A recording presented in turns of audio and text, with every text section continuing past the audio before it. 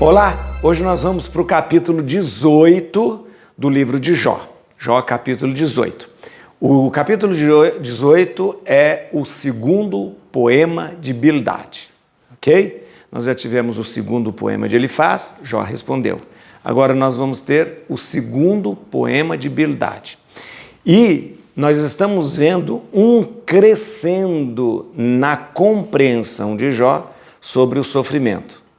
No início nós tínhamos um Jó muito, eu não poderia dizer a palavra revoltado, mas muito triste e muito angustiado diante do sofrimento. É certo que ele nunca levantou a voz para amaldiçoar a Deus, mas sempre atribuía o seu sofrimento a Deus, como se Deus não tivesse o salvado, como se Deus não tivesse cuidado, como se Deus não tivesse estado com ele. Os amigos de Jó têm sempre tentado dizer a Jó que as coisas não são assim, que o sofrimento não depende de Deus e que o sofrimento não é provocado por Deus. Gradativamente, Jó vai se convencendo.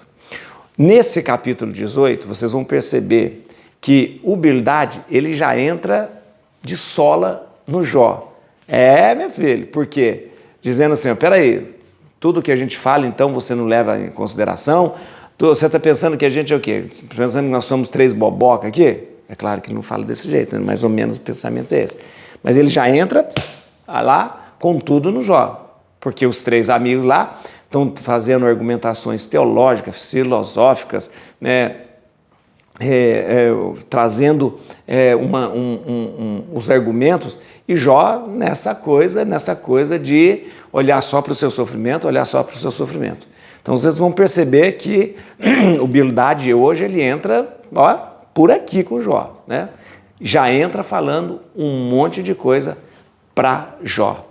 E nesse falar um monte de coisa para Jó, ele vai convencendo Jó e vai fazendo com que Jó perceba que o sofrimento ele tem raiz na nossa condição humana, nas nossas limitações, mas não vem de Deus. Ok? Vamos lá? Bíblia na mão, Espírito Santo no coração. Vamos ver o segundo poema de Bildade, né, no capítulo 18. Dá um like nesse vídeo, compartilha esse vídeo, tá bom, gente? Vamos lá então, Vamos lá. É pequeno o capítulo. Bildade de Suás disse então nestes termos: quando acabarás de falar a esmo, terás a sabedoria de nos dizer depois? Por que nos considera como animais? E por que passamos por estúpidos a teus olhos? Tu que te rasgas em teu furor, por tua causa a terra ficará abandonada e o rochedo mudará de lugar? Sim, a luz do ímpio se apagará e a chama do seu fogo cessará de alumiar. A luz obscurece na sua tenda e sua lâmpada sobre ele se apagará. Seus passos antes firmes serão encurtados e seus próprios desígnios o farão tropeçar. Seus pés se prendem numa rede e ele anda sobre malhas. A armadilha agarra seu calcanhar e o alçapão o aperta.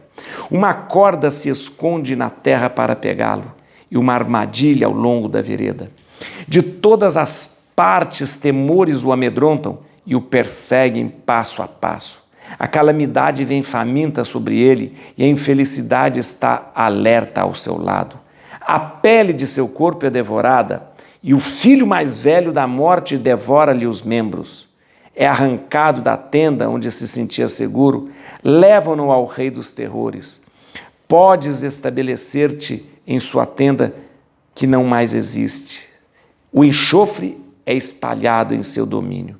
Por baixo suas raízes secam e por cima seus ramos defiam.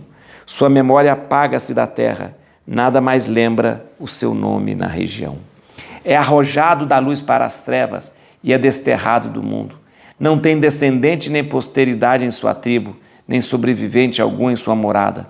O ocidente está estupefato com sua sorte, e o oriente treme diante dela. Eis o que acontece com as tendas dos ímpios, os lugares habitados pelo homem que não conhece a Deus. Muito bem. Você percebeu aqui que diante dos lamentos e diante das constatações que Jó faz do seu sofrimento, o seu amigo Bildade vem com tudo e fala o seguinte: olha, você vai nos tratar até quando como animais? Você vai nos tratar até como estúpido? Nós aqui, nós três, Bildade, ele faz Sofar, não somos uns idiotas, estúpidos que não sabemos o que fala. E aí logo depois, o Bildade começa a dizer todos os sofrimentos que podem acarretar a um homem, todos os sofrimentos que pode acarretar a humanidade, caso ele não conheça a Deus. Trocando em miúdos, olha, seu Jó, é o seguinte: caso você não reconheça a Deus realmente como seu Salvador, seu Redentor, o sofrimento seu será ainda muito maior. Olha como ele termina aqui, ó.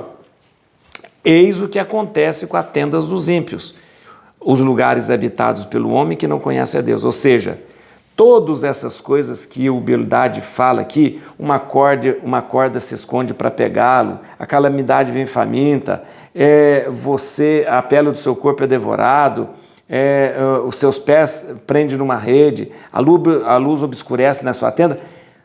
Tudo isto virá sobre aquele que não reconhece a Deus. É como se o Bildade falasse para Jó: Jó, olha uma coisa, o seu sofrimento não vem de Deus. Só que você, Jó, você aumenta o seu sofrimento porque você não reconhece a Deus. Você não reconhece Deus como seu Redentor, como seu Salvador.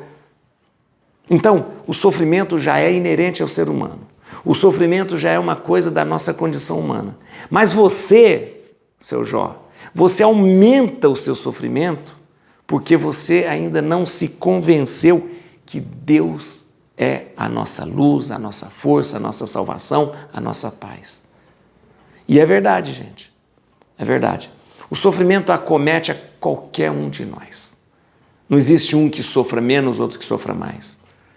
Todo sofrimento é doído demais. E só quem sofre sabe o tamanho da sua dor.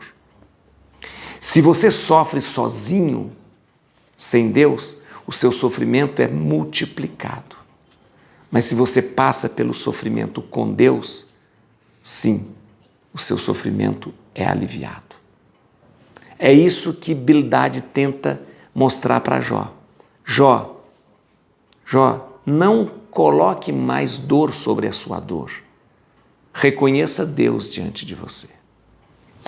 Vem aqui para eu te mostrar uma coisa, alguns versículos que são importantes. Olha, versículo 3, como eu disse para você, versículo 3. Como que o Bildade começa a falar para o Jó. Por que nos considera como animais?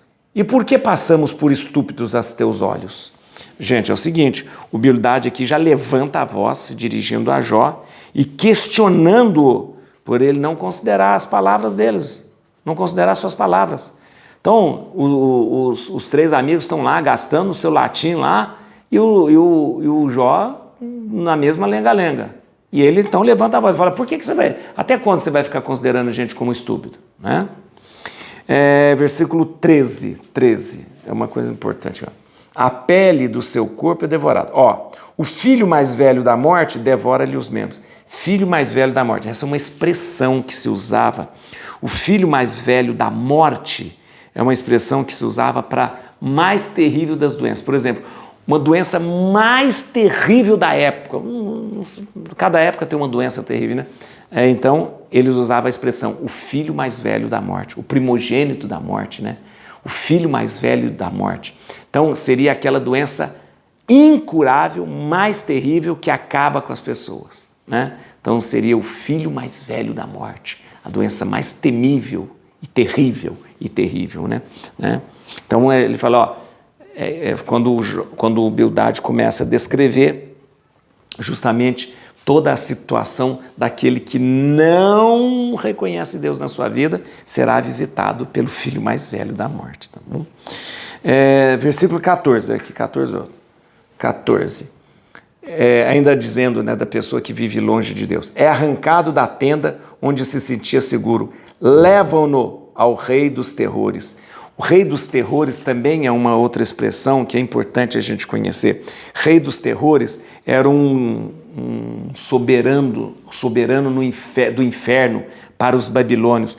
Para os babilônios existia um grande chefe do inferno chamado Nergal, né? Então, o chefe do inferno para os babilônios era Nergal, e ele era o rei dos terrores, conhecido como o rei dos terrores.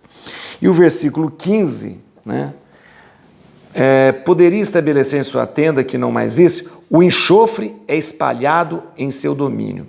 Enxofre espalhado em seu domínio. Deixa eu te falar uma coisa. O que é isso? É um costume da época. Era o seguinte, quando você comprava uma propriedade nova de alguém, antes de você entrar na propriedade, você espalhava enxofre na propriedade para purificar para você entrar. Claro que isso é uma superstição, né, gente? Claro. Mas era um costume da época, né? Você fala assim, ai, esse lugar aqui, a pessoa comprava uma casa de alguém, ai, essa casa aqui está cheia de energia negativa, vamos purificar jogando enxofre. Ah, esse terreno aqui, ó, que eu comprei, não, esse aqui vou espantar os maus fluidos daqui.